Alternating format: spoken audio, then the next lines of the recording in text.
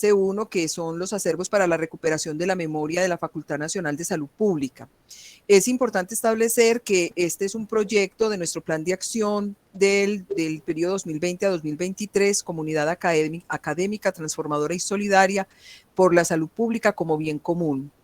Sin embargo, digamos que es un proceso, esto ha sido parte de un proceso que tiene unos antecedentes un poco más remotos, que yo ubicaría en el plan de desarrollo de la facultad del periodo 2017 al 2027, que terminamos precisamente ese año conjuntamente con el plan de desarrollo de la Universidad de Antioquia.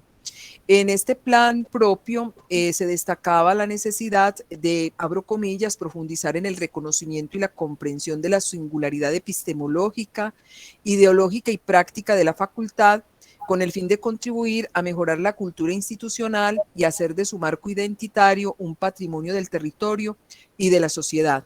Digamos que desde este plan, estos temas que tienen que ver con la cultura y con los acervos patrimoniales se consideraban fundamentales para propósitos de identidad, pero también para propósitos de la misma proyección institucional y digamos de ese discurso de salud pública que se ha planteado en los territorios locales, departamentales, nacionales e inclusive internacionales a través de la proyección de nuestros egresados en países distintos, especialmente de Latinoamérica. Posteriormente, digamos que esta intencionalidad fue recogida en el proyecto de planta física, que consta de 3 componentes, realmente son 3 proyectos dentro de un solo paquete. Uno de ellos es la componente cultural. En esta componente cultural nosotros reconocemos que la cultura juega un papel primordial en la transformación y mejoramiento de las sociedades y en la identidad tanto de los individuos como de los colectivos humanos. Entendemos que la proyección cultural de la facultad se argumenta en la responsabilidad que tiene la institución de participar en la transformación de estas representaciones sociales, de las tradiciones, de las normas, de los conocimientos, prácticas y saberes que sean favorables a la estructuración y maduración de sociedades biófilas, de sociedades que amen más la vida y que se perfilen más dentro del respeto por la vida, por la existencia y la dignidad humana.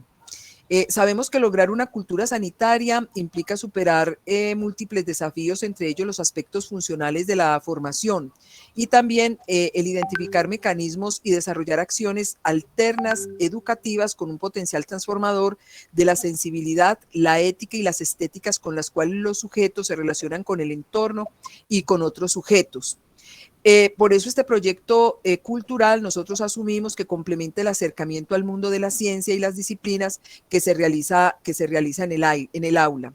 Y en esa perspectiva, en el proyecto de nueva planta física de la Facultad Nacional de Salud Pública, nosotros dejamos allí proyectados escenarios para la cultura, para la exhibición y la gestión social y académica del acervo patrimonial.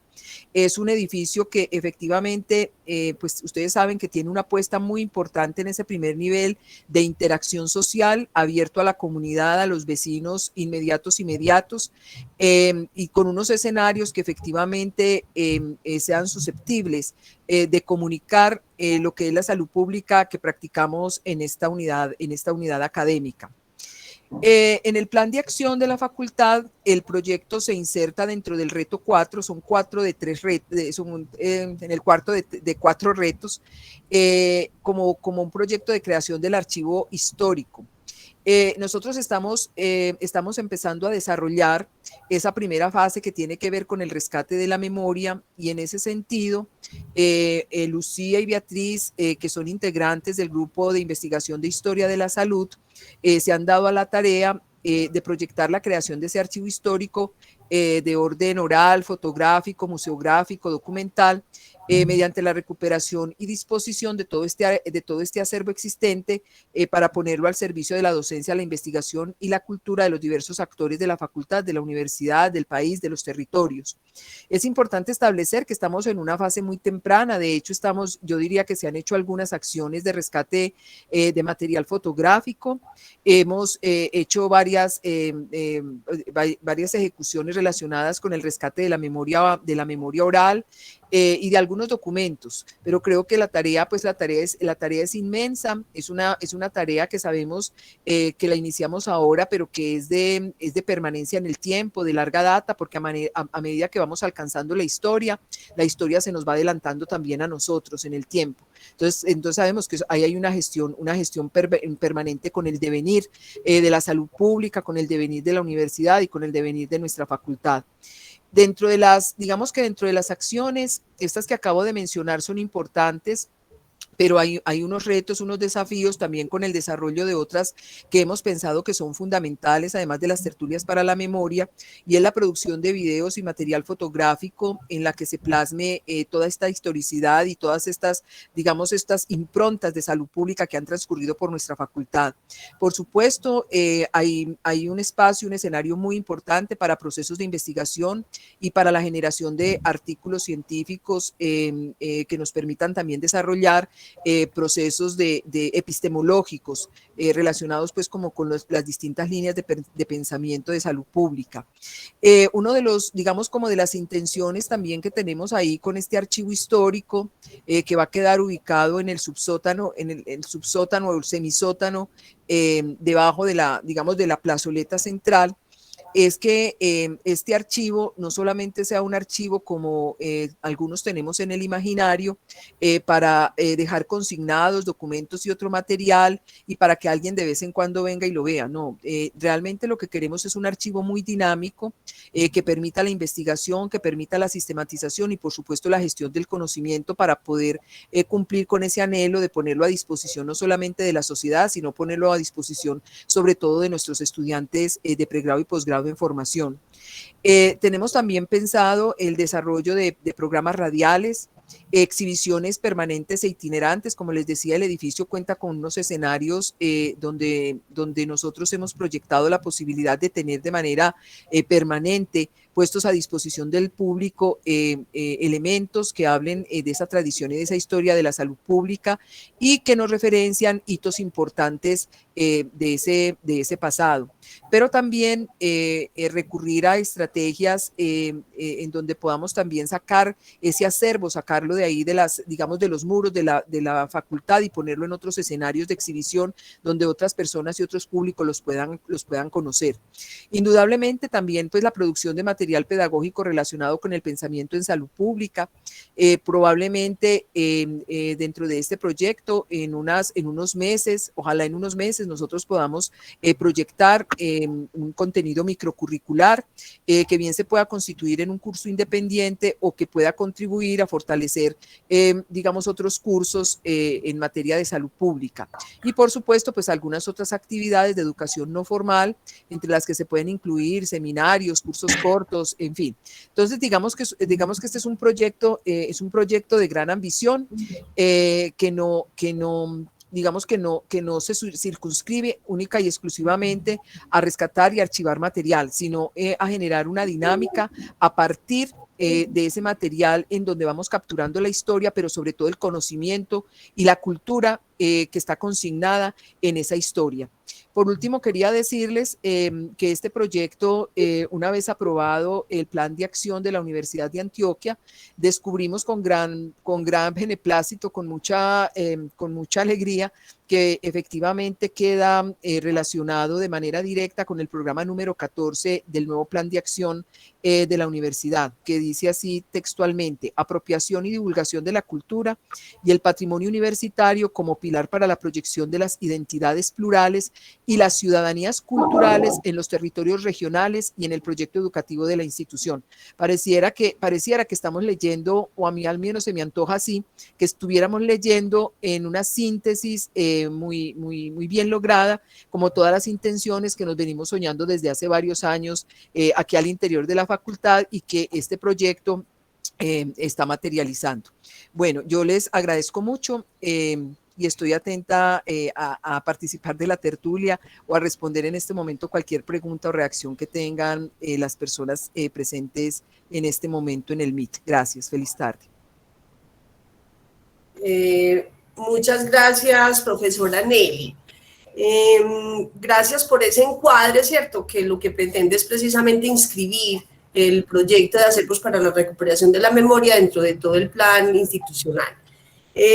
Ahora entonces, pues lo primero es solicitarles pues como la autorización para grabar, aunque ya comenzamos la grabación, es importante pues como que quede registrado que la necesaria grabación del evento y la autorización de los participantes para ello. Por otro lado, entonces vamos a entrar a explicar, muchas gracias. Vamos a explicar entonces el procedimiento metodológico para el desarrollo de la tertulia. Entonces, el evento tiene en total una duración de 1 hora y media. Es el tema central de esta tertulia, es conocer los antecedentes de la Escuela de Salud Pública, la conformación de la Escuela de Salud Pública y su transformación en la Facultad Nacional de Salud Pública.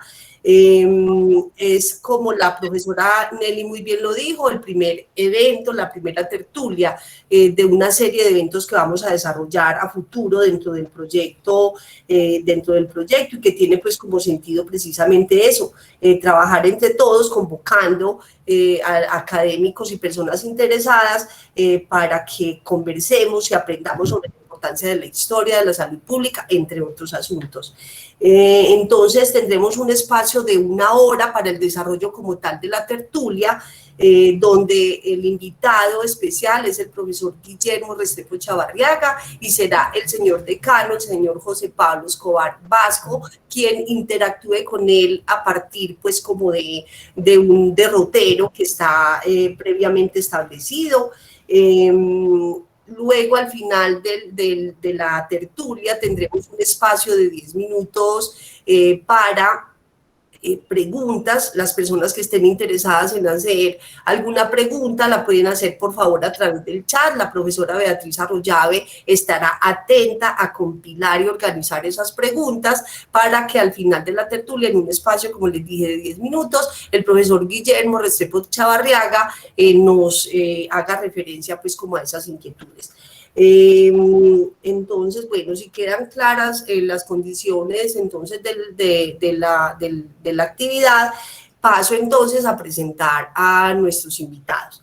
El profesor Guillermo Restrepo Chavarriaga es médico de la Universidad de Antioquia, magíster en salud pública de la Universidad de Puerto Rico, ha ocupado, entre otros, los siguientes cargos: fue director del Departamento de Medicina Preventiva de la Universidad del Valle, fue director de la Escuela de Salud Pública y decano de la Facultad Nacional de Salud Pública, fue secretario de Salud del municipio de Medellín, viceministro de Salud, ha sido profesor, entre otras, de las universidades Javeriana, la Nacional de Colombia, la Universidad del Bosque y la Juan N. Corpas, en la que hoy continúa trabajando. Bienvenido, profesor Guillermo Restrepo Chavarriaga.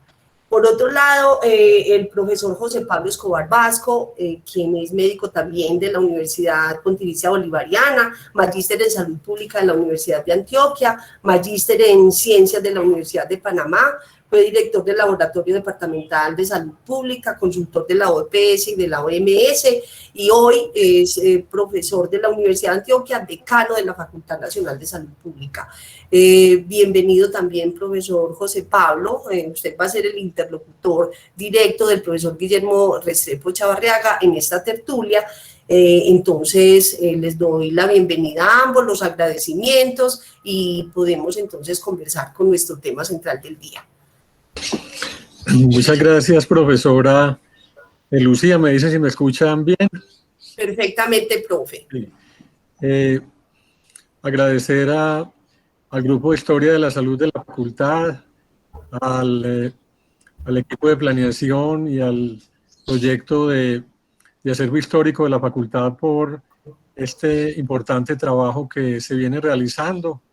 Realmente creo que vale mucho la pena poder rememorar esa historia, rescatarla, analizarla, interpretarla, aclararla y ver cómo ha sido, digamos, ese pensamiento fundante de la historia de la facultad que queremos también proyectar hacia un futuro transformador en una nueva planta física después de estar en la actual, que ya es un edificio enfermo, pero que un esfuerzo muy grande para que ahí la escuela y la facultad pudieran proyectarse. Son más de 50 años de estar esta edificación y ha sido también un trabajo de más de 10 años por conseguir el nuevo proyecto donde vamos a tener 5 veces el espacio actual, con un gran teatro para 500 personas, con una biblioteca de última generación, con espacios de interacción social. Es un proyecto que vinimos soñando y que esperamos que se haga real en los próximos 2 años para poder habitarlo y poder seguir contribuyendo al desarrollo de la salud pública.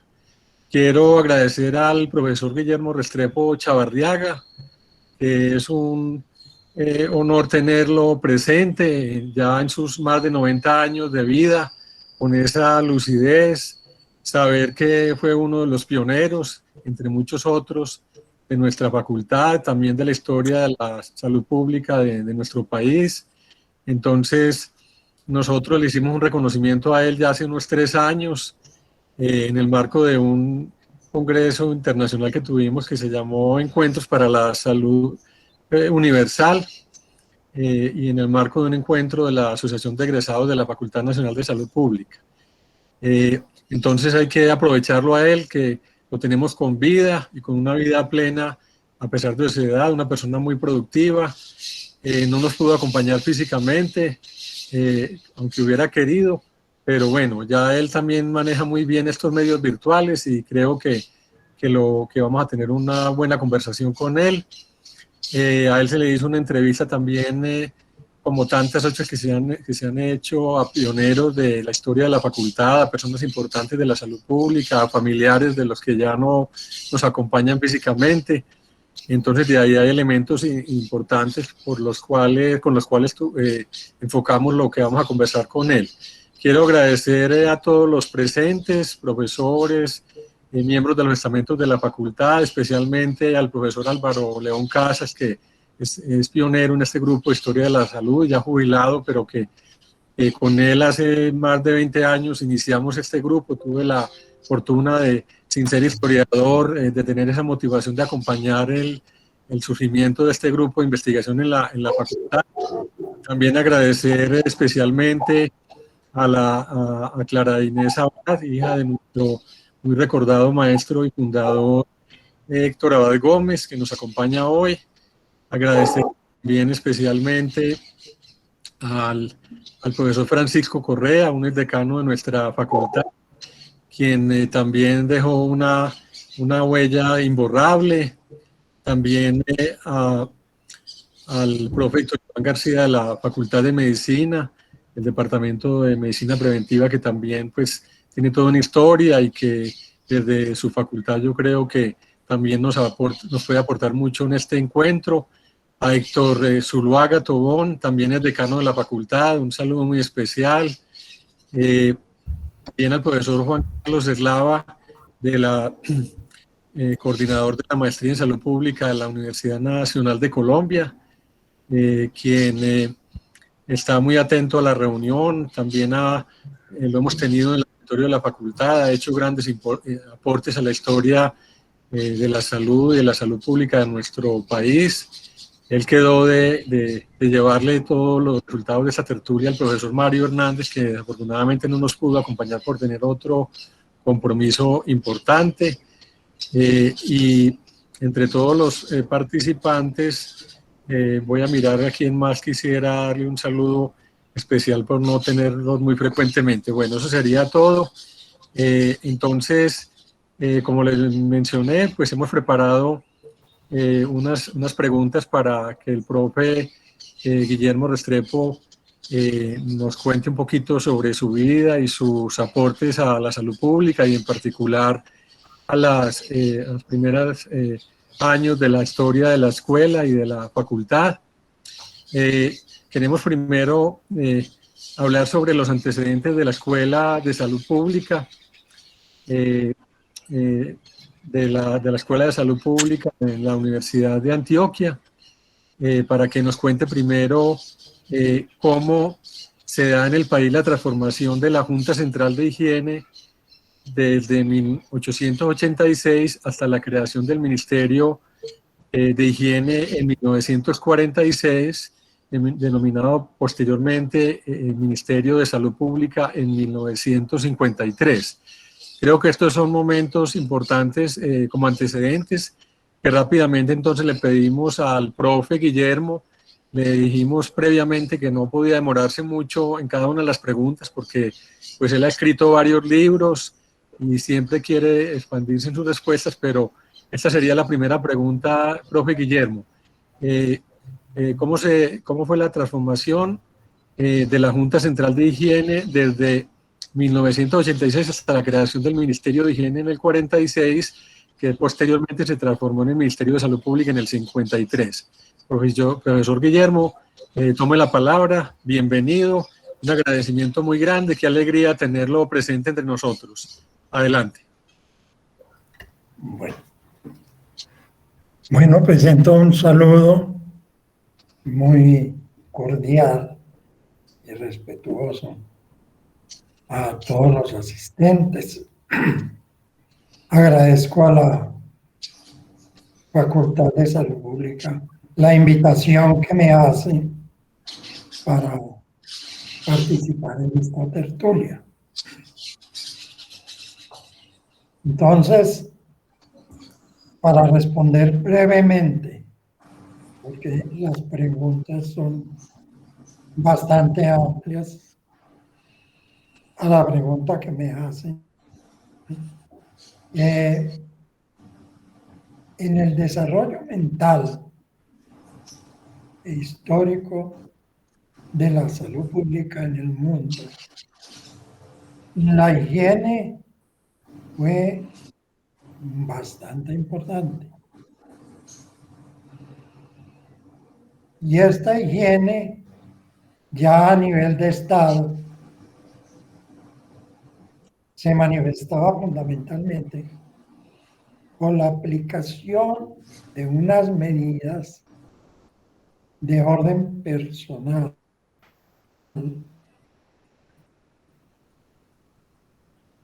para mantener la salud.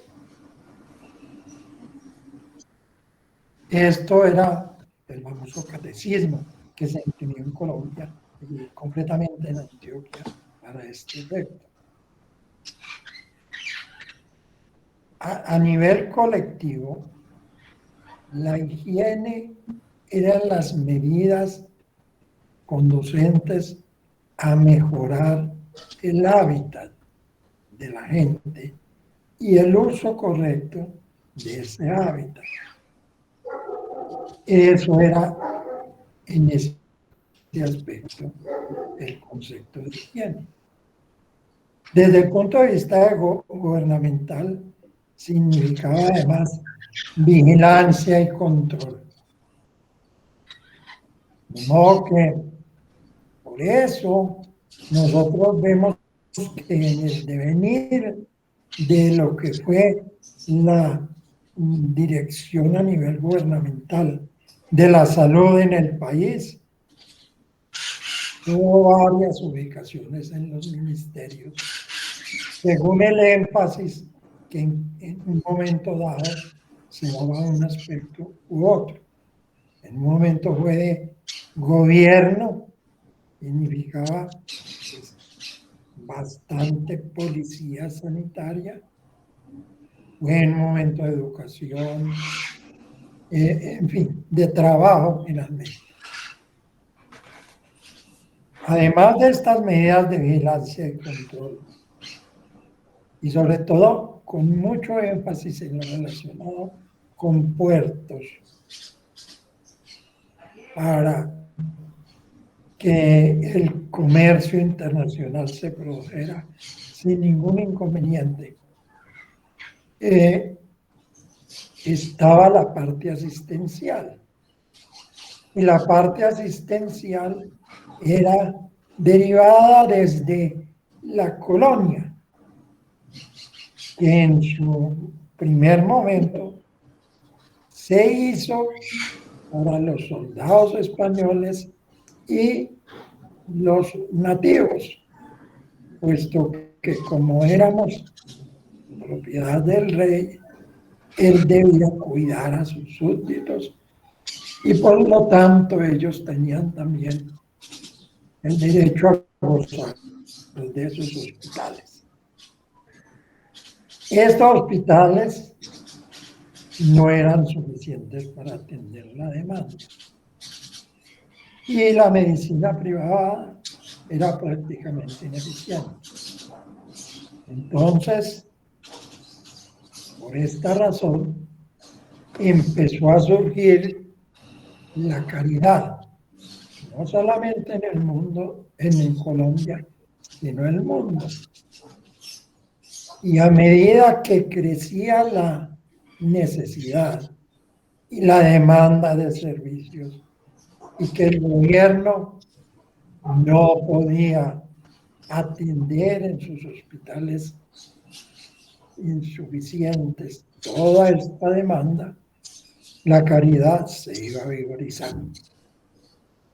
De modo que ahí surgen los tres primeros sectores que tuvo salud: el oficial y el de la caridad.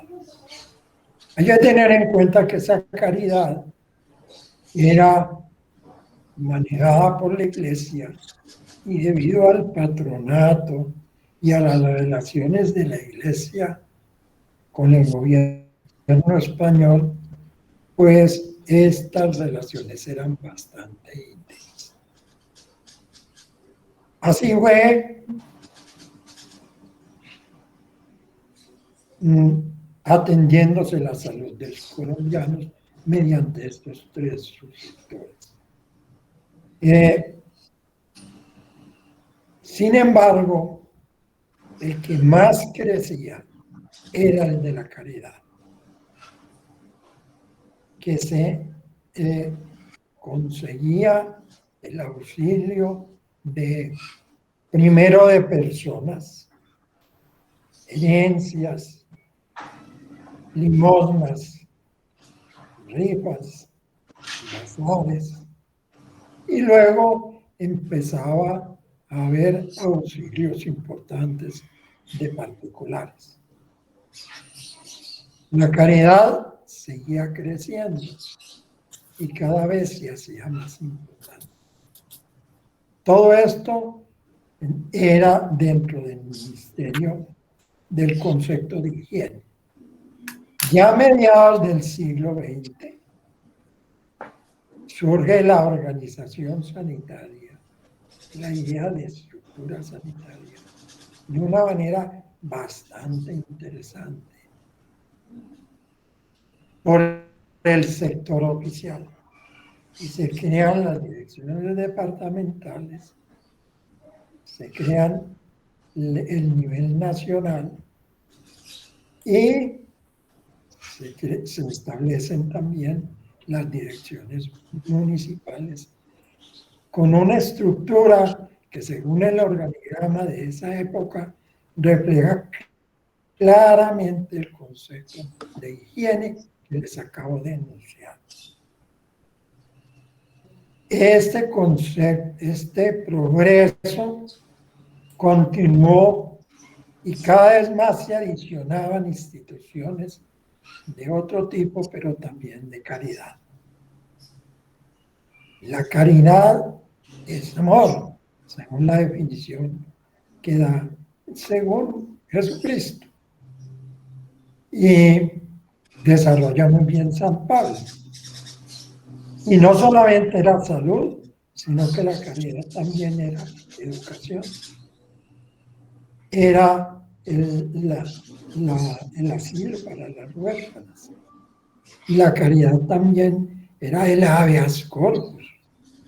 La caridad era la escuelita parroquial. En Medellín eran famosas las escuelas del padre Giraldo, párroco de San José.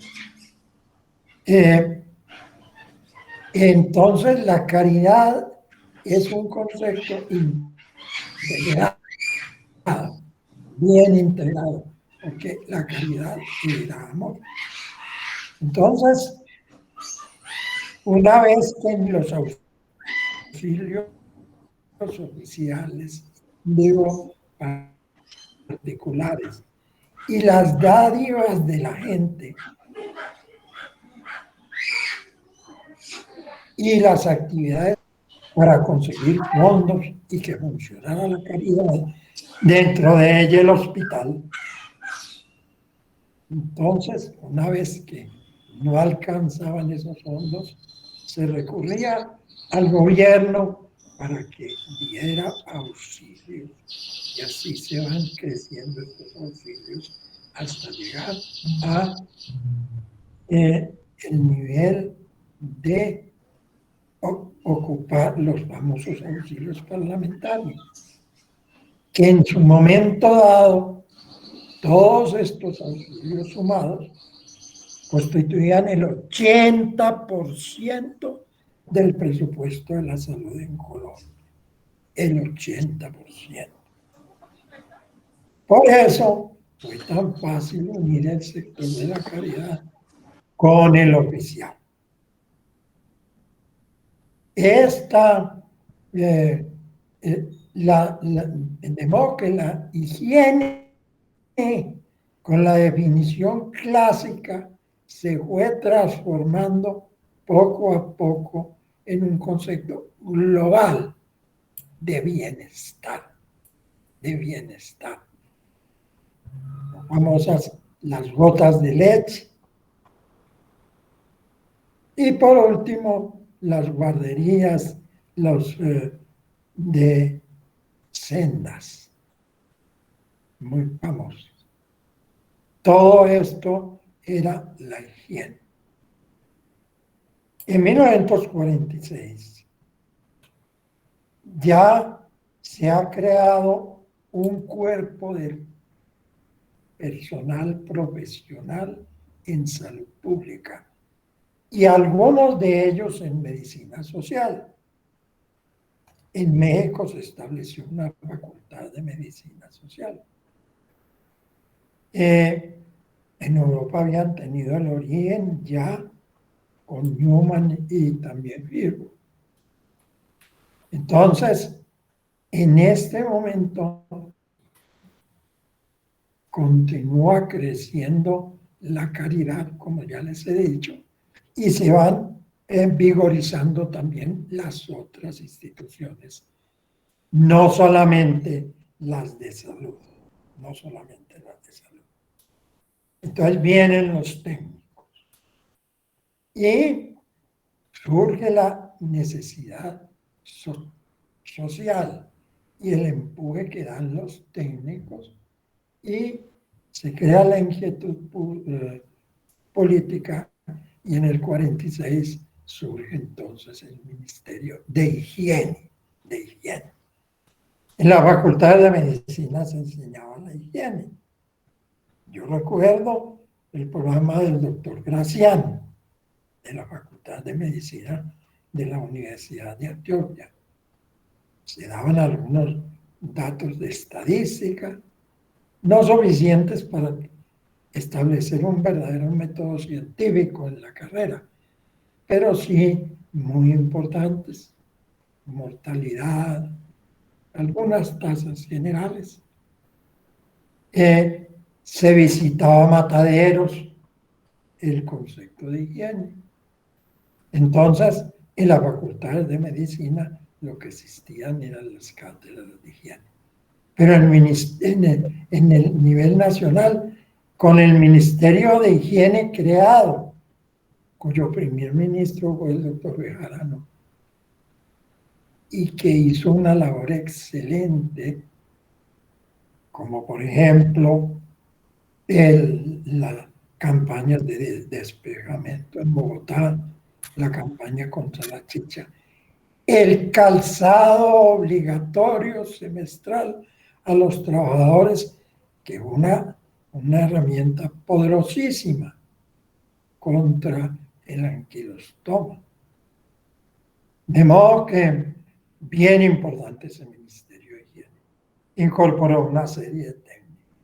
Y entonces, esos técnicos que habían estudiado muchos en Estados Unidos, porque estamos hablando del 46. La Segunda Guerra Mundial terminó en el 45 y por lo tanto ya Latinoamérica miraba a Estados Unidos como sitio de preparación y se habían establecido algunas escuelas en Latinoamérica, México y Chile. Entonces, esos técnicos vieron y convencieron de la importancia de que el ministerio ampliara su rango y pasara a ser de salud y finalmente de salud pública. Entonces, fue un fenómeno en donde los técnicos desarrollaron, los profesionales preparados en ese campo desarrollaron un papel bastante importante. En estas condiciones, algunos salubristas ya del Ministerio de Salud indujeron la planificación y establecieron la planificación de 100 distritos sanitarios. Y esos distritos sanitarios debían ser dirigidos por un profesional en salud pública. Y tener la ayuda de una enfermera de salud pública. Y como era tan importante la educación en salud general para la población, unos educadores en salud. Los profesionales médicos en salud, que eran equivalentes al magíster de salud pública, las enfermeras eran equivalentes al magíster. Entonces, para esos 100 distritos sanitarios necesitaban esos profesionales. Y la misma ley que creó el ministerio, entonces estableció la medicatura rural. Y para hacer la medicatura rural se dispuso que los estudiantes de medicina en el último año fueran a la Escuela Superior de Higiene recién creada. Obviamente, pues esto incluía muy bien a Bogotá, no estaban incluidas las de los departamentos y eso se resolvería después. Pero obviamente las de los departamentos no eran sino Bolívar y Antioquia, 3 facultades de medicina, porque el Rosario se había cerrado y volvió a abrir en el 65, porque la Javeriana abrió posteriormente, en el 60 aproximadamente. Entonces, las facultades de medicina eran Medellín, era la Nacional y la de Cartagena. ¿Ya? Manizales no existía, tampoco existía la Facultad de Medicina de la Universidad de Popayán, que se volvió a crear, la Facultad de Medicina, como ya mencionaba antes, en la década del 60. Entonces, en esas condiciones pasa del Ministerio de Higiene al Ministerio de Salud, se crea la Escuela Superior de Higiene y en esa Escuela Superior de Higiene se preparan esos magísteres, esos médicos de salud pública, enfermeras de salud pública y educadores sanitarios para los 100 distritos sanitarios que se establecieron. Como hecho interesante, en esos 100 distritos sanitarios no estaba Antioquia.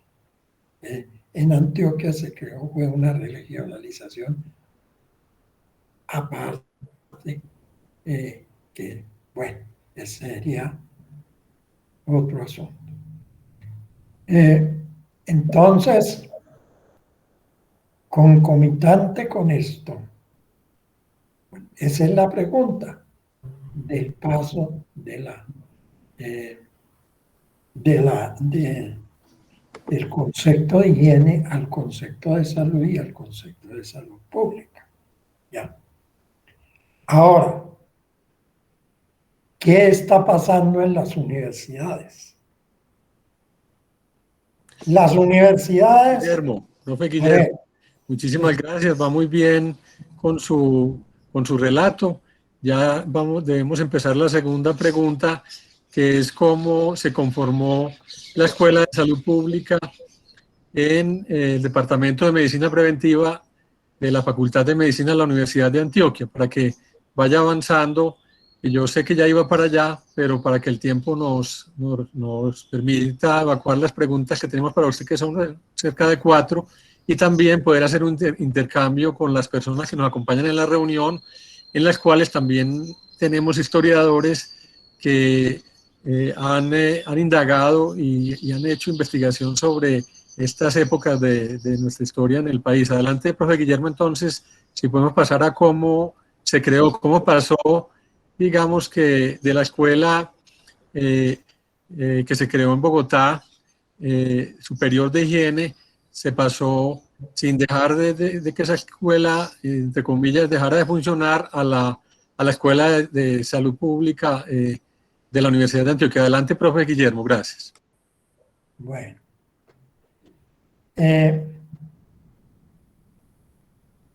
la educación médica en Colombia era una educación fundamentalmente francesa.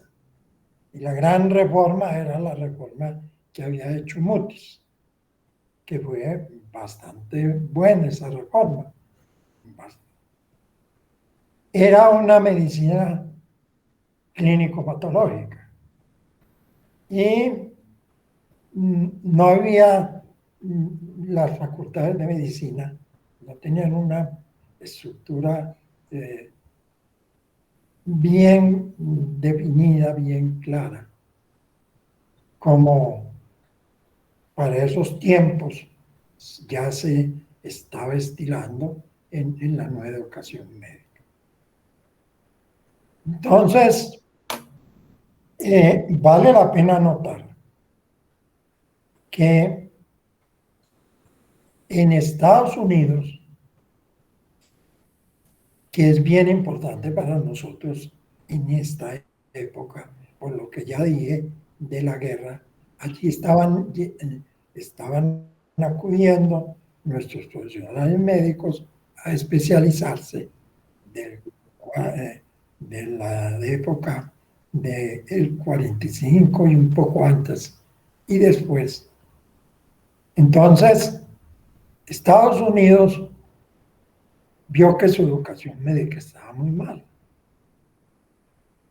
que tenía serias deficiencias y encargó a un economista, perdón, el doctor Abraham Resner, para que hiciera una recomendación sobre la educación médica norteamericana, ya que él había hecho un estudio previo en pequeño sobre el mismo asunto.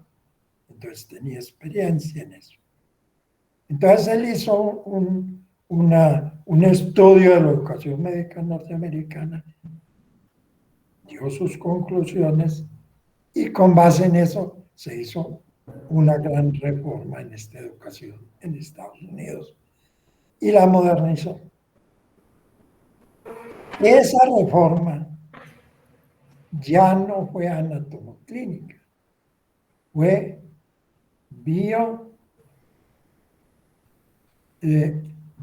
psico fundamentalmente.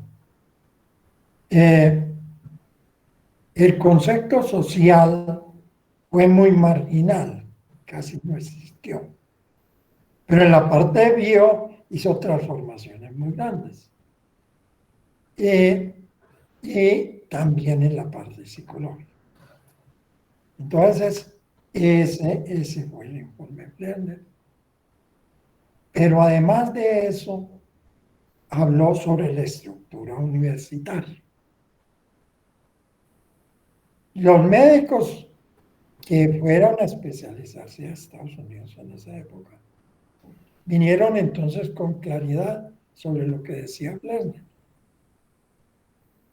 Y consideraron la educación anterior, la consideraron que no era la adecuada, que se debía progresar a una educación más moderna, que era la que estaba enseñándose en Estados Unidos, con el método que había sugerido Flerner.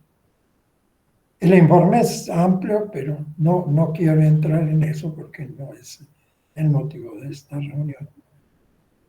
Entonces, esos médicos llegaron a la Universidad Nacional, por ejemplo, y empezaron a hablar de eso algunos, pero un rechazo general, de tal manera que la reforma flerneriana en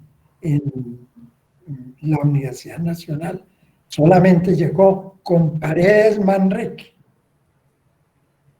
mucho después. Había unos defensores de Flerner y otros que no, etc. E inclusive dio lugar a una inmigración de algunos médicos y fundaron otras facultades de medicina posteriormente, como fue la Corpas, como fue el Rosario, que inicialmente en la segunda etapa nació así, pero luego sí volvió a lo flerneriano. Pero aquí fue fundamental un señor, fue Ignacio Vélez Escobar en Medellín. Repito, eran 3 facultades de medicina. Entonces hizo una reunión en el 51 con el decano de la Nacional y con el decano de Cartagena y estudiaron la situación de la educación médica. El doctor insistió mucho en la nueva tendencia, el doctor Ignacio Vélez Escobar. Y entre otras cosas se recomendó fundar una facultad de medicina en el Valle. Y la de Antioquia fue muy tutora de esa facultad de medicina al principio, muy tutora. Entonces, en esa reunión se convino a hacer una serie de reuniones posteriores. Y así cuando se fundó la Universidad del Valle, en donde vino el doctor Borrero, cuyo nombre en este momento se me olvida, y trajo no solamente las ideas flernerianas, sino las conexiones.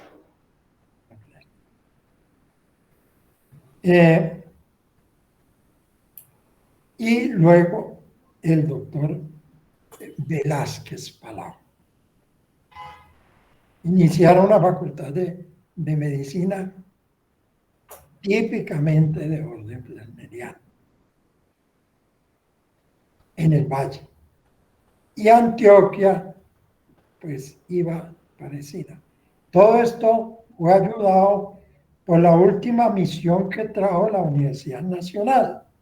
La Universidad Nacional traía las misiones médicas a Colombia, misiones educativas, ¿no? Para revisar nuestra educación y dar recomendaciones, venían esas misiones. Yo recuerdo la última misión francesa que llegó a Medellín, yo estaba de estudiante de medicina en primero, cuando llegó esa misión médica.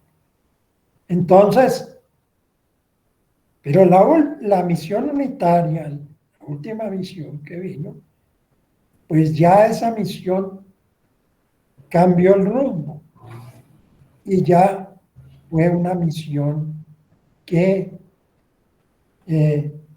incorporó el método lesneriano y empujó el método lesneriano.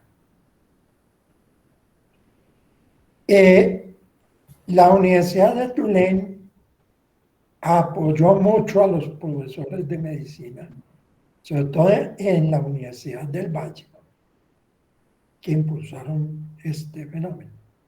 Y algo más, el programa de ayuda norteamericano que se había establecido.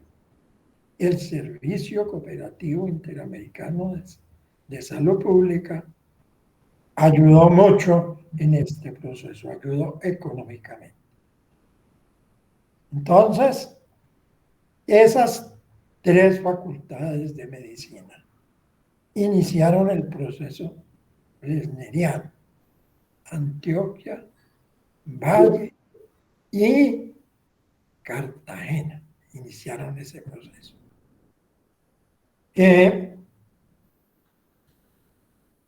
Pero lo importante de este proceso lesneriano en Colombia, lo diferente de este proceso lesneriano en Colombia, es que posiblemente por la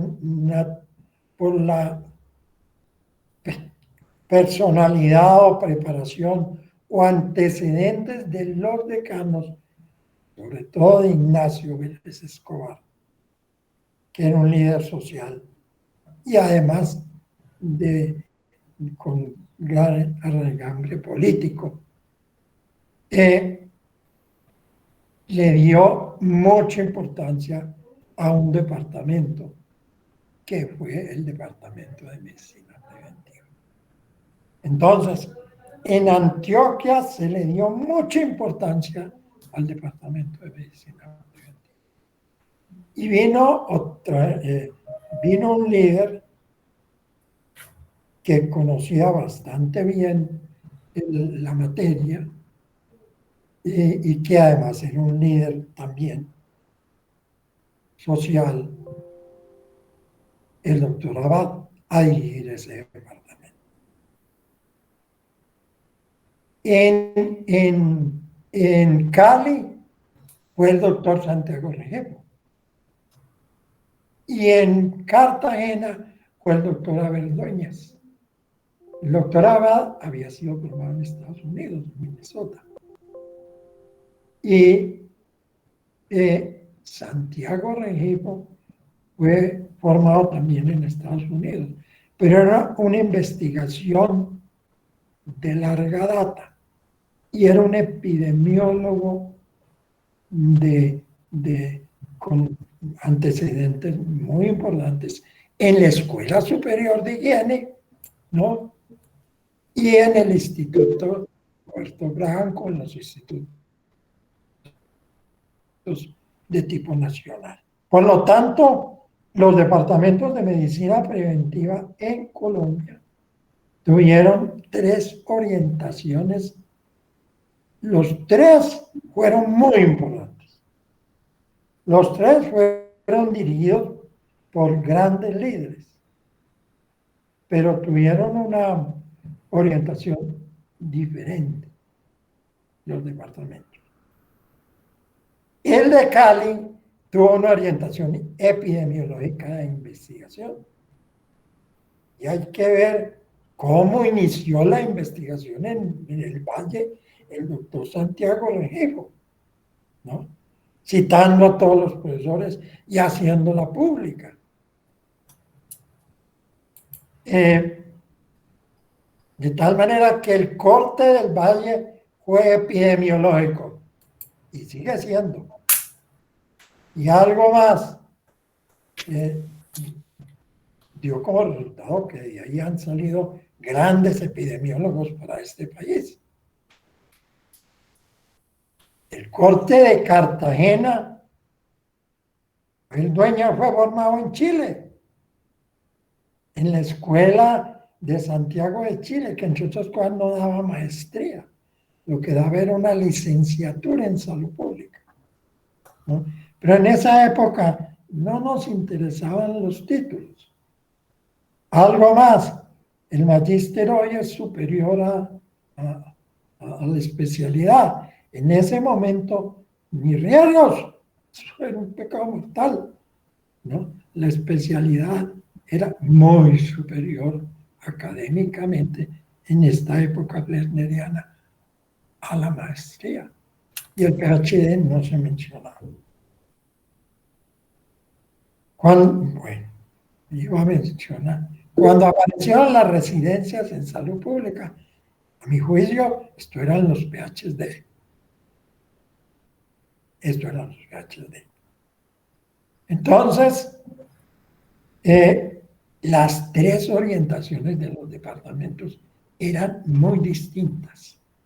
Y a pesar de que había reuniones de jefes de departamentos, conversaban y se retroalimentaban y hacían una competencia muy sana entre ellos, de los profesores, era la de Cartagena, era una orientación administrativa.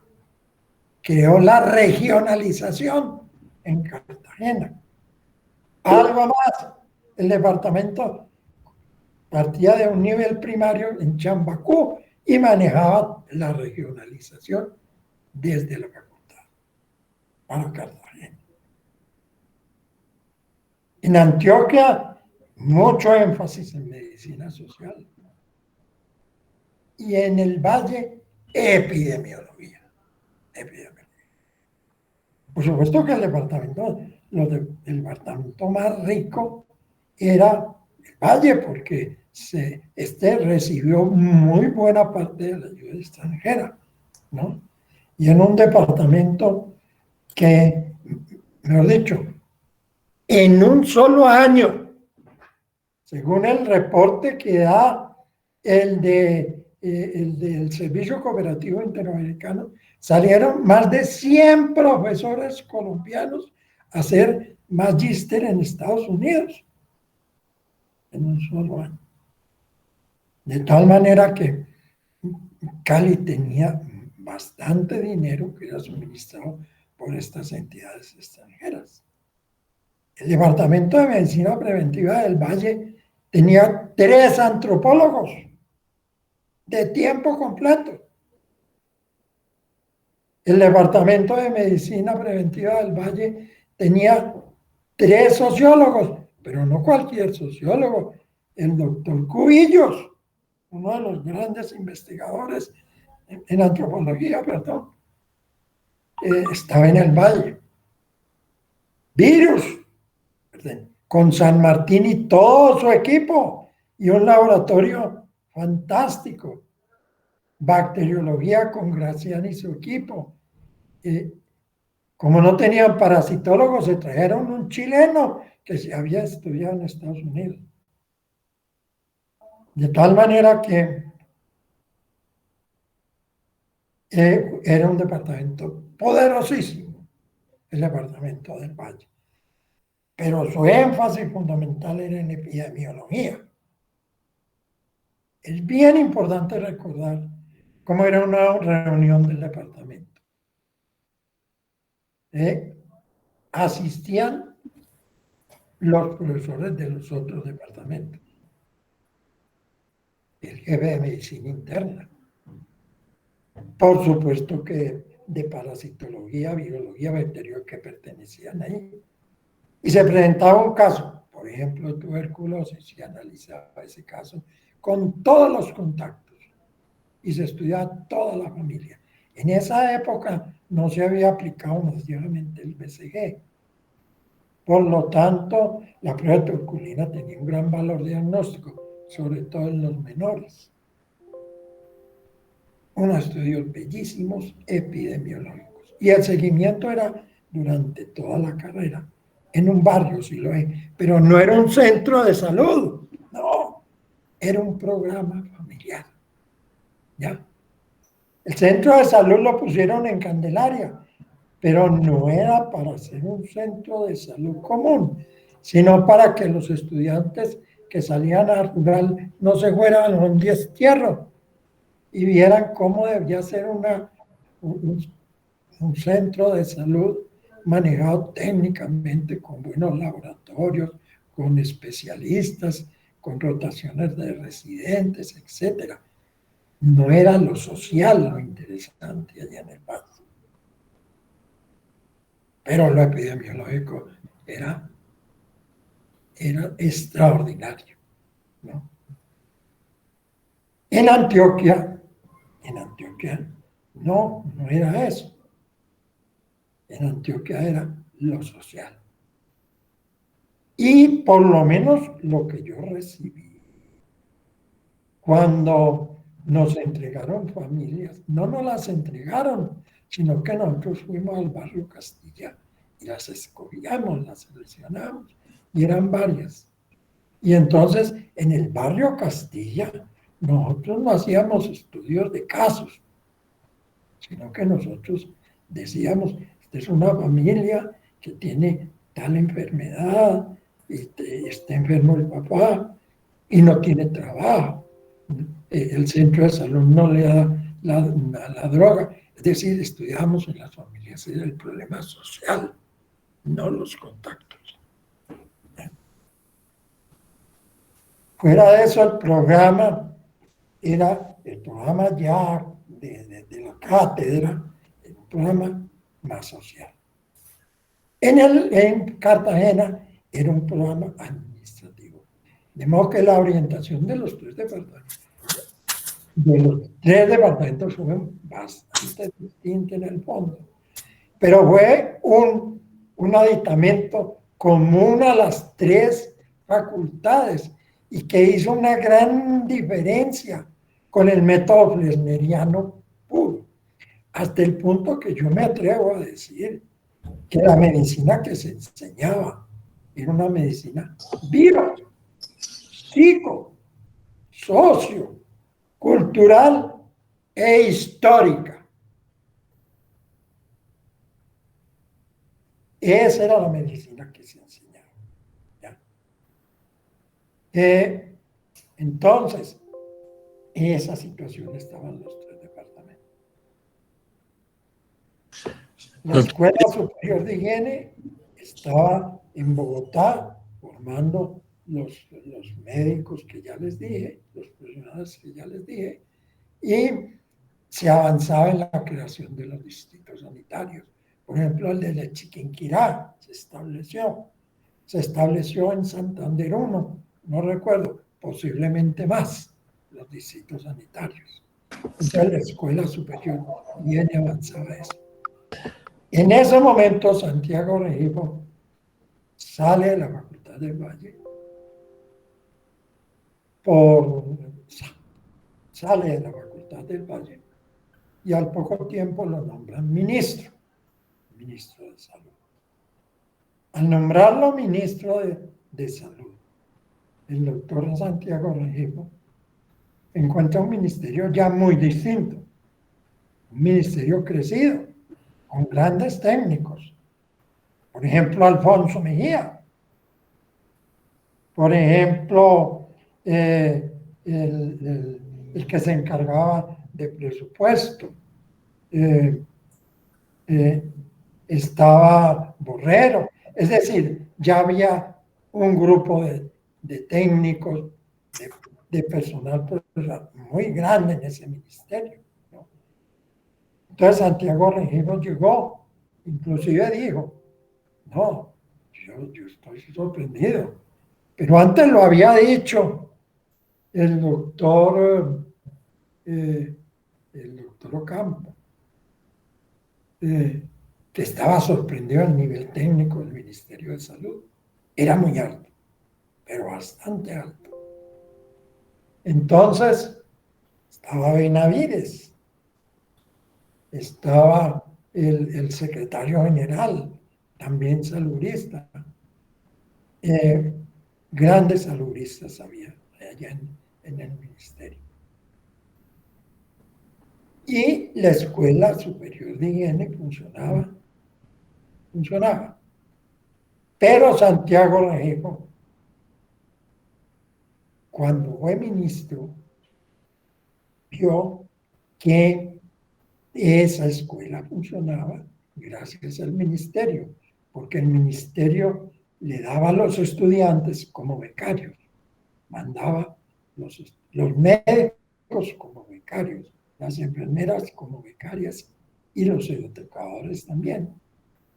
Entonces les suministraba los estudiantes y se los becaba.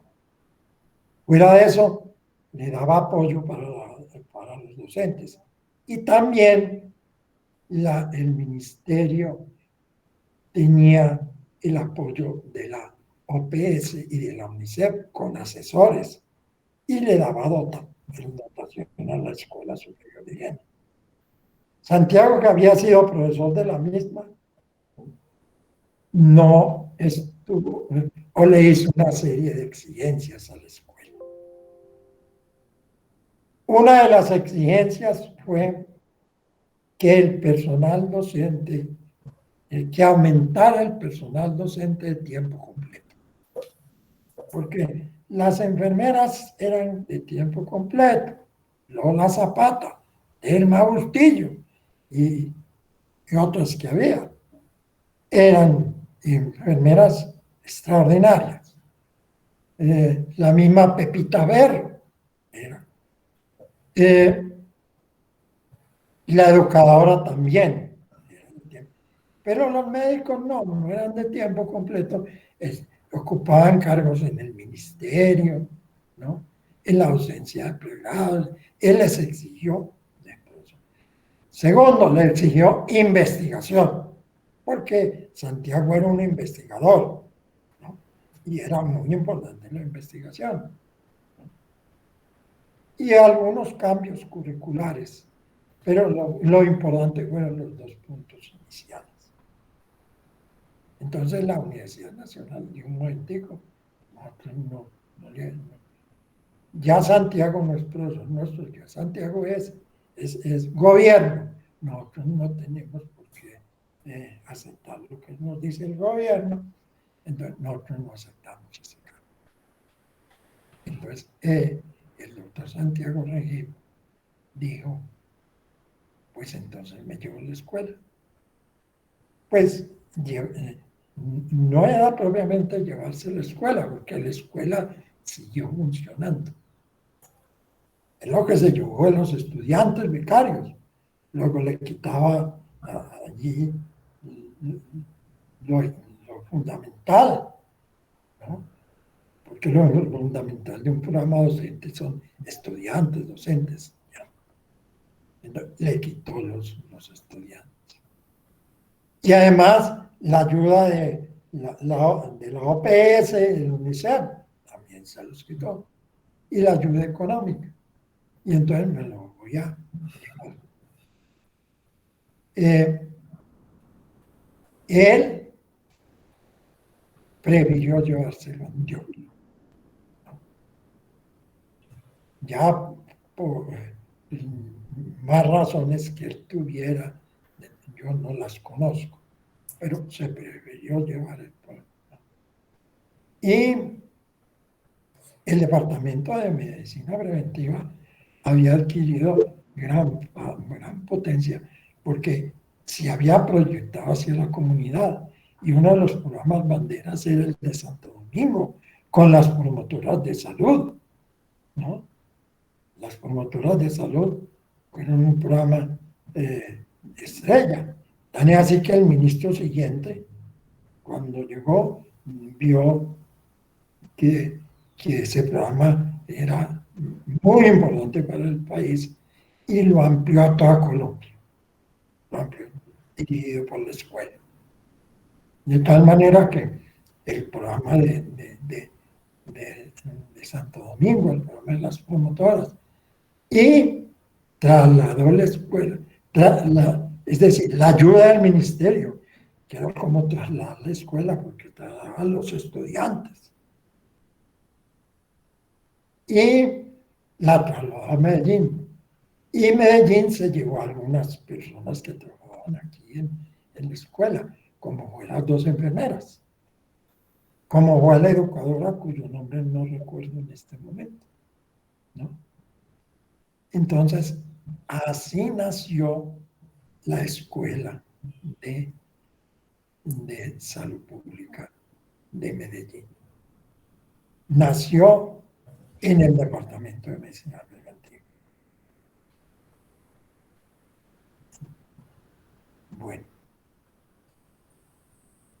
Sí, doctor. Profe, ¿tiene el micrófono apagado? Profe. ¿Usted no me está oyendo? Sí, le estamos escuchando perfectamente. Tranquilo, profe Guillermo. Sí. No, doctor Juan Pablo no lo escucha. Sí, ya. Profesor Guillermo, el tiempo se nos está agotando, entonces le vamos a pedir el favor de que muy rápidamente nos responda las siguientes preguntas para ver si podemos tener algún intercambio con los participantes y con las preguntas que han hecho. Cuéntenos entonces, por favor, ¿quiénes fueron los primeros directores de la Escuela de Salud Pública antes de que esta pasara a ser la Facultad Nacional de Salud Pública? ¿Quiénes fueron los primeros directores de la escuela antes de que pasara a ser la facultad? ¿Y qué aportes importantes recuerda usted que hicieron estos directores a la salud pública? Y lo mismo sería con los decanos. Y también, ¿cómo fue el proceso de pasar de la escuela a la facultad? Y con eso cerraríamos sus comentarios para darle cabida ojalá a intervención de algunos participantes y preguntas que nos han hecho.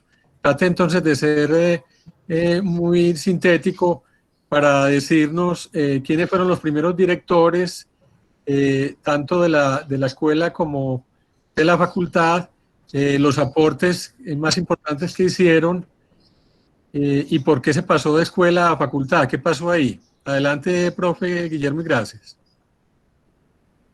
Bueno, entonces, para ser bien concreto, el primer jefe de la escuela, director de la escuela, fue el mismo jefe del departamento, el doctor Héctor Abad Gómez.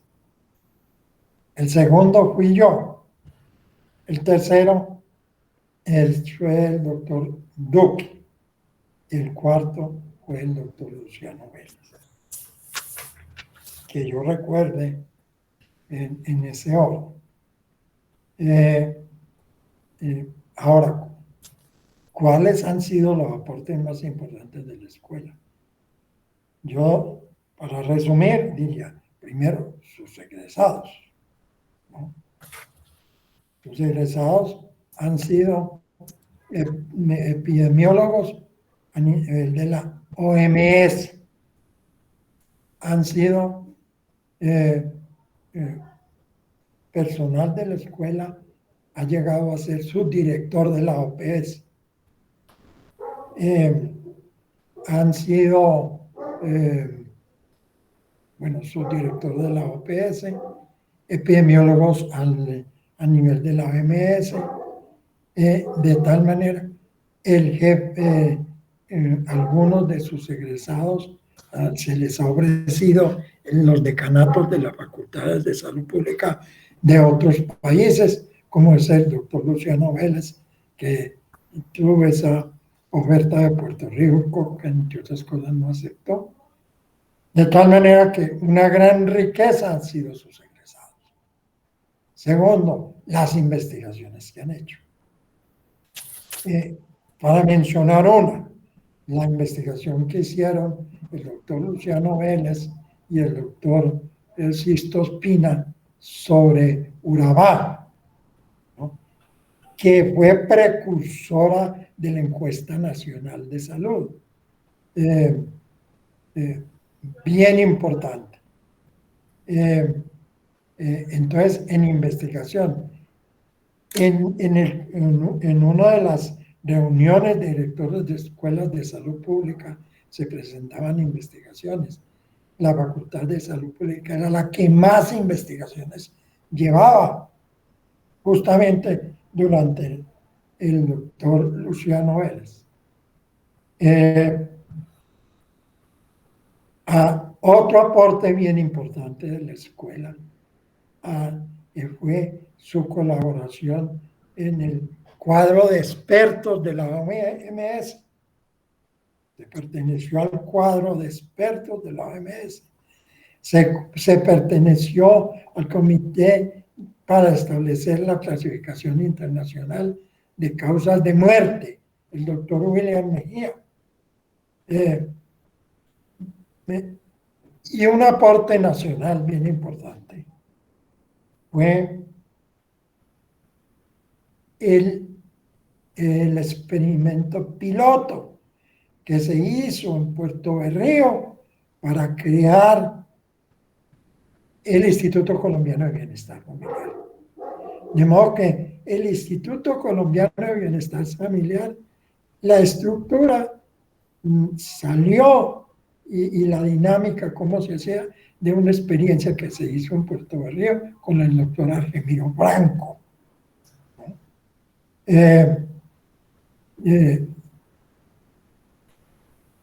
Otro aporte muy importante fue cuando se hacían visitas de campo por los estadísticos a los hospitales locales y regionales.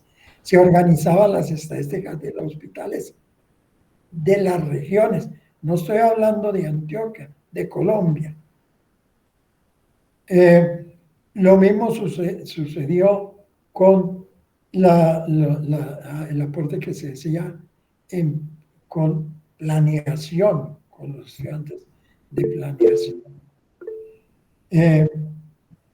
El aporte que se hizo en la creación de las promotoras de salud y en la creación de los profesores para establecer las promotoras de salud, que llegaron a ser más de 4.000 en Colombia y que trabajaban a nivel de las veredas como voluntarias comunitarias.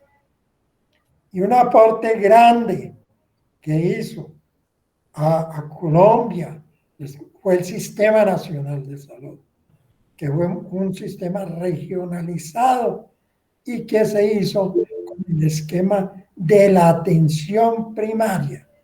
Desafortunadamente no se alcanzó a desarrollar totalmente, pero iba de la vereda, el puesto de socorro, el puesto de salud, el centro de salud, el hospital local, el hospital regional, el hospital departamental y el nivel nacional, estableciendo bien la categoría de funciones entre los distintos niveles del sistema nacional. Profesor Guillermo, el tiempo nos está agotando. Si es posible, nos cuenta cuándo y cómo salió la Escuela Nacional de Salud Pública del Departamento de Medicina Preventiva para el sitio actual que tenemos de edificio que les contaba que ya está muy deteriorado, y también cómo se dio el paso para pasar de escuela a Facultad Nacional de Salud Pública, para que con esto ya termine su intervención y le podamos dar paso a algunas preguntas muy importantes que nos han hecho los participantes. Gracias.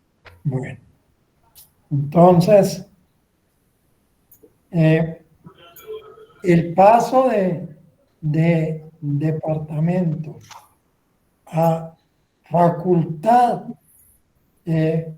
lo hizo el doctor Luis Fernando Duque en el 71. ¿Cuáles fueron las vivencias? No sé. Lo único que sé fue que al decano siguiente, el doctor Luciano Vélez, le tocó asistir al consejo directivo y fue nombrado representante del consejo directivo al Consejo Superior de la universidad. Ese fue el paso. ¿Por qué se dio ese paso? Pues eso fue el doctor Duque. Pero realmente, en la Facultad de Medicina, es lógico para la época. No se entendía bien la función total de la Escuela de Salud Pública, ¿no? Porque la Facultad de Medicina estaba acostumbrada a especialistas médicos y a investigación médica. Y entonces, pues allí se vincularon en la época de Ordóñez que hubo una bonanza económica, se vincularon a la escuela administradores de empresa, sociólogos, antropólogos, economistas. Entonces, esto no era bien visto. Y había ciertas dependencias de la facultad que las directivas de la universidad creían que debían estar centralizadas, como la biblioteca, que se había construido una biblioteca bellísima en la ciudad universitaria que debía servir a toda la universidad. Entonces, poner bibliotecas periféricas era, no, se debía tener una sola biblioteca que fuera bien vigorosa y representativa de todo. Entonces, cosas como esta provocaban que la facultad de, la Escuela de Salud Pública tuvieran roces en la Facultad de Medicina. Pero en últimas, ¿qué pasó? Yo no sabría decir, porque eso fue durante el doctor Luis Fernando Duque. Sí, sí, pero estando de jefe del Departamento de Medicina Preventiva, el doctor Héctor Abad Gómez fue cuando decidió el Consejo de la Facultad de Medicina, le pregunto que ya no debería continuar la escuela haciendo parte de esta facultad y de ese departamento. Eso sucedió así. Cuéntenos qué pasó ya ahí para terminar. A ver, la pregunta concreta es ¿cuál, doctor? Sí, porque, la pregunta es ¿por qué salió del Departamento de Medicina Preventiva y de la Facultad de Medicina la escuela? ¿Qué pasó para que la escuela no continuara en la Facultad de Medicina y se fuera a otro lugar ya de manera independiente? ¿Qué pasó ahí, estando Héctor Abad todavía de jefe del departamento y usted acompañando también la escuela? ¿Qué fue lo que pasó ahí? A ver, no, cuando yo estuve de director de la escuela, nosotros no salimos de la Facultad de Medicina. Ahí lo que pasó fue que la escuela ¿ya? Tenía una bonanza económica dada por la administración de Ordóñez Plaja. Entonces, la escuela tenía esa bonanza económica, la facultad no. La facultad tenía dificultades económicas. Y entonces, ahí lo que se decidió era así. El departamento pasaba a la escuela o la escuela se quedaba en el departamento. ¿Está claro? Entonces, se decidió que fuera la escuela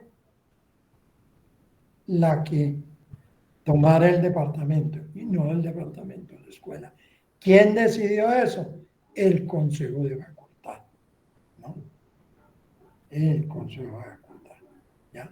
Inclusive, quien lideró ese paso de que fuera el departamento el que pertenecía a la escuela fue el jefe de patología, que en ese momento era el doctor Duque, ¿no? Duque Hernández. Eso fue lo que pasó ahí. Pero no fue a facultad, sino quién era, o la escuela pasaba en el departamento, o el departamento pasaba a la escuela. Pero después salió la escuela de la Facultad de Medicina, ¿cierto? Ya no siguió siendo de la Facultad de Medicina.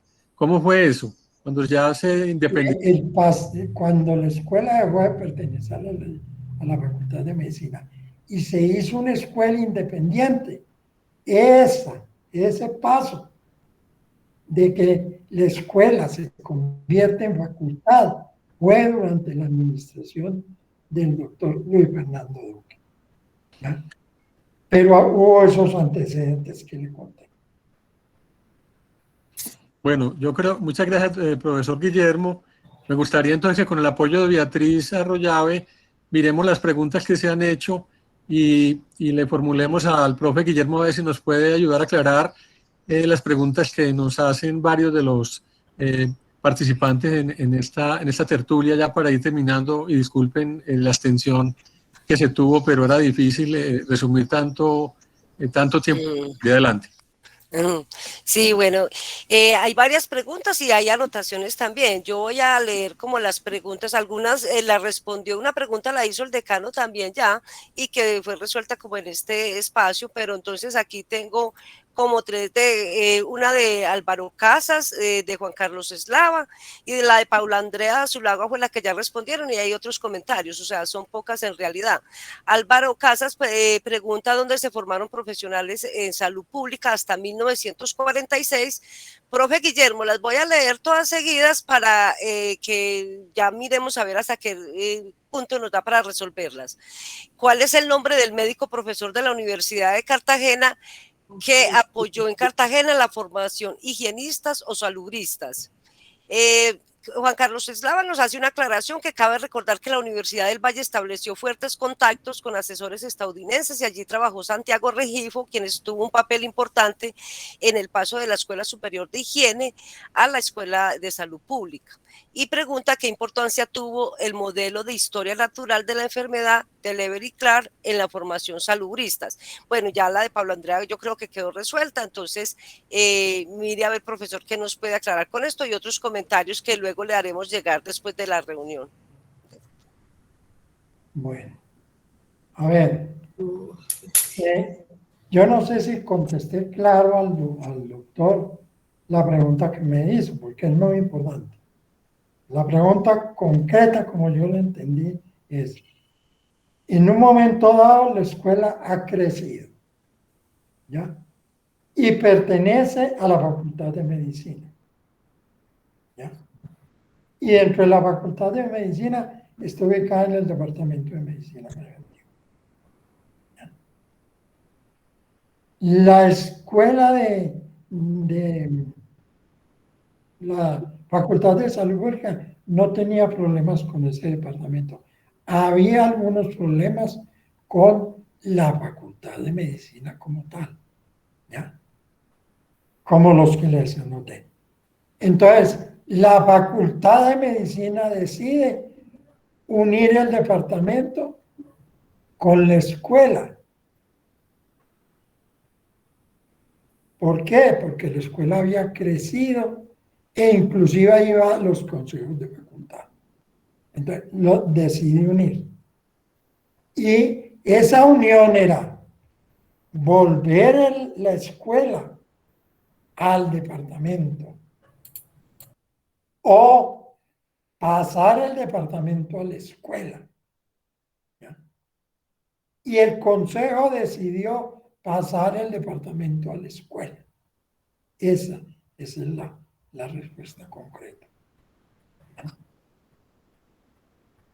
En esa, ¿y cuál es la otra pregunta, niña?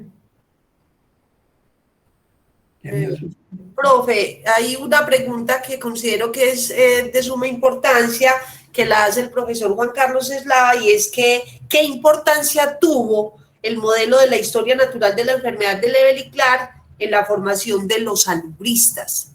¿Qué nos diría con relación a esta pregunta, profe? El modelo de Leber y Clark era clave en la enseñanza en el Valle. En Antioquia ni se mencionaba. No tenía mucha importancia. Luego en epidemiología ya se introdujo, pero inicialmente en el primer curso no tuvo mucha importancia. ¿Ya? En el Valle sí, mucha importancia. ¿Ya? Ese fue un concepto de los epidemiólogos y era un concepto fundamental para Santiago Regifo, ¿no? Pero en Antioquia no tenía mucha importancia. al principio. Ya con la epidemiología, sí, coge bastante importancia. ¿Qué más? No, profe, esas son como las preguntas que las personas asistentes plantearon. Entonces, profe José Pablo, pues usted tiene la palabra como para hacer el cierre con el profe Guillermo Restrepo y ya yo termino entonces. Un momento, profe, recordémosle para firmar el registro de asistencia a los que llegaron más tardecito. Gracias. Clara Abad, la hija de Héctor Abad, que ya no la veo conectada, Se retiró, sí. deja un mensaje, Guillermo, que es bueno que usted también escuche. Tengo otras informaciones acerca del año rural obligatorio, de las promotoras rurales de salud y del experimento del ICBF en Puerto Berrío. No me parece que el doctor Restrepo Chavarriaga haga ningún reconocimiento a Héctor Abad Gómez. Siempre ha sido así. Eso nos lo dijo Clara Abad antes de retirarse. No sé si quiera decir algo al respecto, profesor Guillermo, a la afirmación que nos hace la hija de Héctor Abad, Clara Abad. Pues, doctor, esas son apreciaciones. Yo he relatado, obviamente que sin entrar en detalles, porque el tiempo no lo permitía, ¿no? Y por eso me amplié mucho en la primera parte, pero luego fui más, traté de recordar, porque el tiempo, entonces yo creo que he mencionado cómo funcionaban las estructuras. Eso es no he mencionado ni mi nombre, ni el nombre. He mencionado los nombres solamente de Luciano Vélez y de Luis Fernando Duque, ¿ya? Concretamente. Yo no he mencionado personas. Todo lo que se hizo, fue hecho por, obviamente, el cuerpo de docentes y estudiantes y directivos que estaban en ese momento en la facultad. Quería que el profesor Juan Carlos Eslava, ya para terminar, formule la pregunta y haga algún comentario, una pregunta que acaba de colocar en el chat, y haga algún comentario al doctor Guillermo Restrepo. Profe Juan Carlos, si puede tomar la palabra para que haga el comentario y le haga la pregunta directamente al profesor Guillermo Restrepo. Gracias. Bueno, muchas gracias, José Pablo, y gracias al profesor Restrepo por hacer este ejercicio de memoria que me parece muy importante.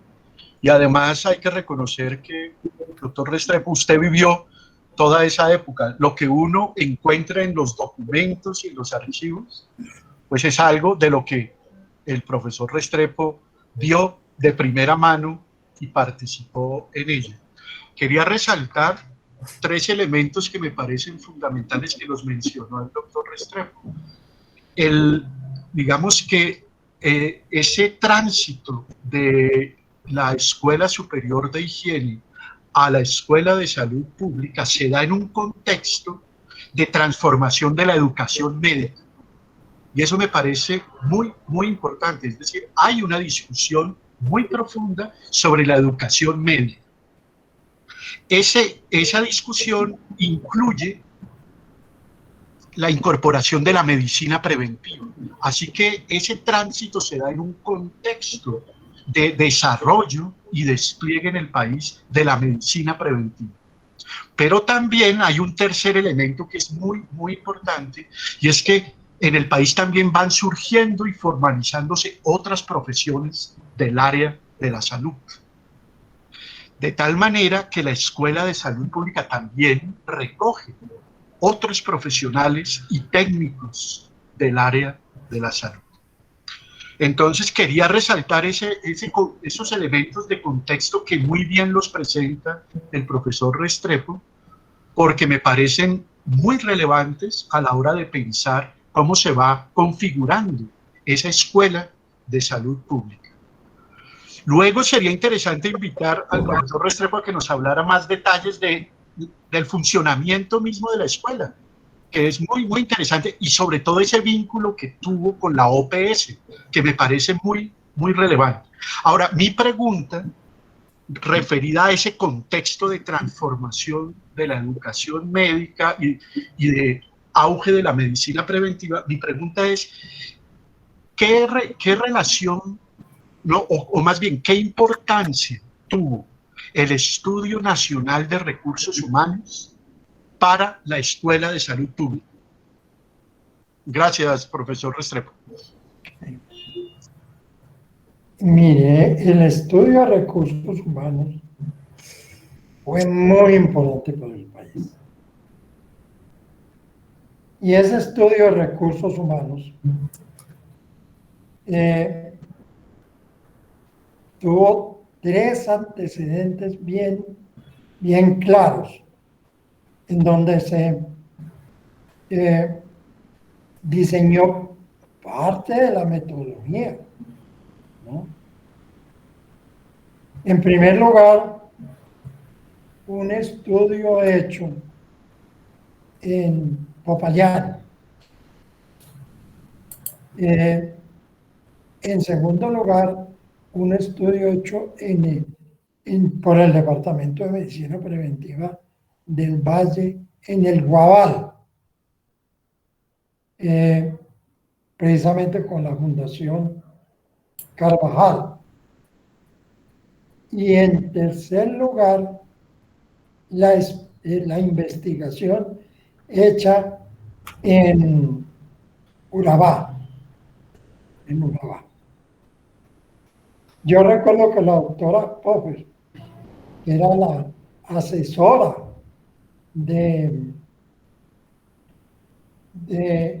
en estadística para la encuesta, visitó la experiencia de Popayán y luego también la de Cali y conoció la de Medellín. Entonces, ahí se hizo un estudio desde el punto de vista del recurso humano, una encuesta de morbilidad muy bien hecha, supremamente bien hecha la encuesta de morbilidad que se hizo, sobre todo en Urabá, muy buena. De tal manera que la escuela participó indirectamente en este estudio que hizo en Urabá. Y la formación de esos residentes que participaron en ese trabajo, que fueron Sisto Ospina y Luciano Vélez. De tal manera que la escuela participó en ese estudio de recursos humanos para la salud. Gracias, profe Guillermo. Le quería pasar la palabra ya para la despedida a los decanos que nos acompañan en este momento para que nos hagan un breve comentario. Primero al doctor Héctor Zuluaga y luego al profesor Francisco Correa para que nos hagan un breve saludito y vamos cerrando esta primera tertulia. Muchísimas gracias. Si pueden tomar la palabra Héctor Zuluaga y Francisco Correa, lo pueden hacer. Muchísimas gracias.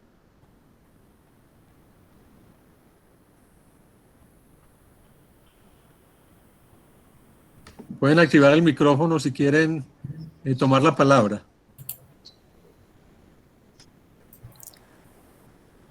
Doctor Héctor Zuluaga.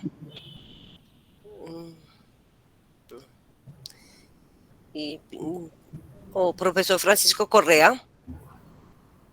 Ambos tienen el micrófono apagado, ambos. Bueno, ¿alguna otra persona quiere hacer un comentario ya de cierre para terminar esta primera tertulia de los que nos acompañan? ¿Algún comentario final de cierre? Pueden tomar la palabra y muchas gracias a todos los que aún permanecen en este momento en esta tertulia.